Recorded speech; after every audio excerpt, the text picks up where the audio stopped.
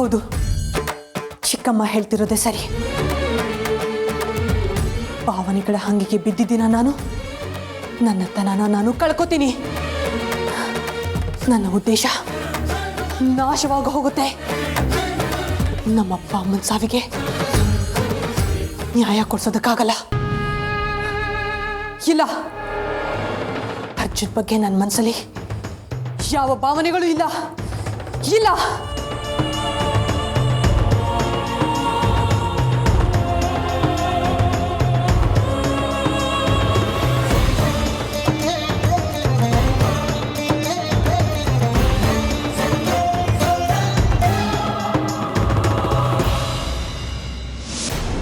ಅಲ್ಲ, ಪಾಪ ಅಲ್ವಾ ಅರ್ಜುನ್?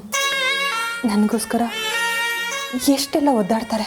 ನನಗೆ ಸ್ವಲ್ಪ ನೋವಾದರೂ ವಿಲವಿಲ ಅಂತ ಒದ್ದಾಡೋ ಜೀವ ಅದು.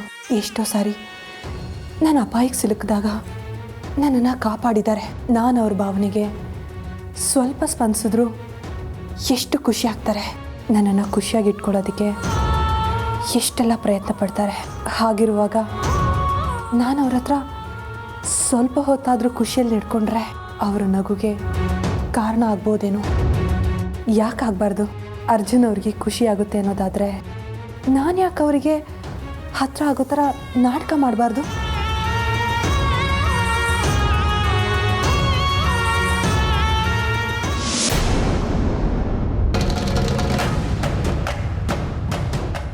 ಇಲ್ಲ ಇಲ್ಲ, ನಾನು ಯಾಕೆ ಅರ್ಜುನ್ಗೆ ಹತ್ರ ಆಗಬೇಕು? ಇಷ್ಟಕ್ಕೂ ಇವರು ನನ್ನ ಶತ್ರುಗಳ ಮಗ.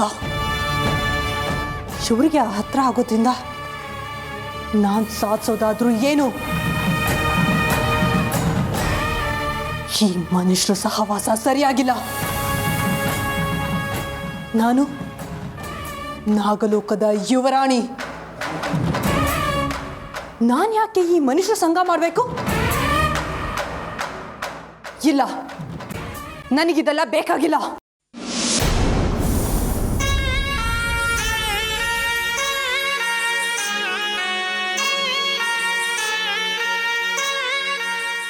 ಅಮೃತ, ನಿನ್ನ ಮನಸ್ಸಲ್ಲೂ ಆಸೆಗಳಿವೆ. ನಿನ್ನ ಭಾವನೆಗಳಿಗೂ ಬೆಲೆ ಕೊಡೋರು ಒಬ್ಬರಿದ್ದಾರೆ. ನಿನ್ನ ಸಂತೋಷನ ಸದಾ ಕಾಯೋರು ನಿನಗೋಸ್ಕರ ಒಬ್ಬರು ಬದುಕ್ತಿದ್ದಾರೆ. ಅವರನ್ನು ಖುಷಿಯಾಗಿಟ್ಕೊಳ್ಳೋದು ನಿನ್ನ ಕರ್ತವ್ಯ ಅಮೃತ. ಯೋಚನೆ ಮಾಡು. ನೋಡು, ನಿಮ್ಮಿಬ್ರು ಜೋಡಿ ಎಷ್ಟು ಮುದ್ದಾಗಿ ಕಾಣಿಸ್ತಿದೆ.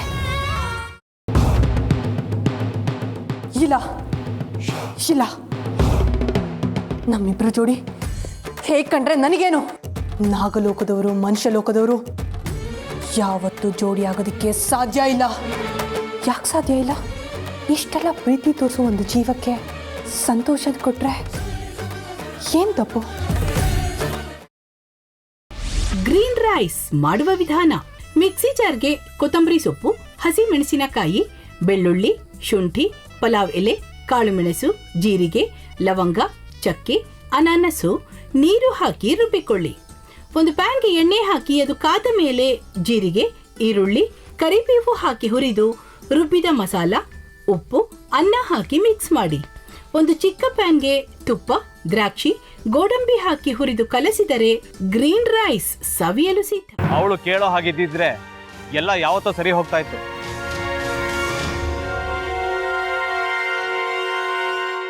ಅದಕ್ಕೆ ನೀವಾದ್ರೂ ಏನು?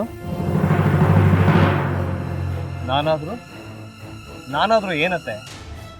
ಅವಳ ಹತ್ರ ಬಂದು ನೀನು ಸೋಲೋದು ಬೇಡ, ನಾನೇ ಸೋಲ್ತೀನಿ, ನೀನು ನಮ್ಮ ತಂದೆಗೆ ಅವಮಾನ ಮಾಡಿದ್ರು ಪರವಾಗಿಲ್ಲ, ದಯವಿಟ್ಟು ಮನೆಗೆ ಬಾ ಅಂತ ಬೇಡ್ಕೋಬೇಕಾ?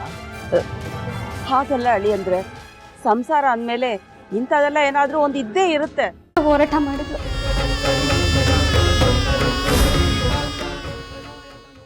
ಮಧುವಂತೆ ಅಕ್ಕನ ನ್ಯಾಯ ಸಿಗುವವರೆಗೂ ನನ್ನ ಮದ್ವೆನೇ ಮಾಡ್ಕೊಳ್ಳಲ್ಲ ಅಂತ ಪಣ ತೊಟ್ಟು ಕೂತಿದ್ಲು.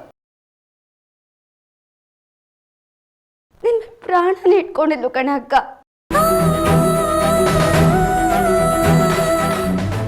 ಅವಳು ಮೈ ಮೇಲೆ ನೀನು ಸೇರ್ಕೊಂಡು ಅವಳ ಸಂಸಾರನ ಹಾಳು ಮಾಡ್ತಿದ್ಯಲ್ಲೇ.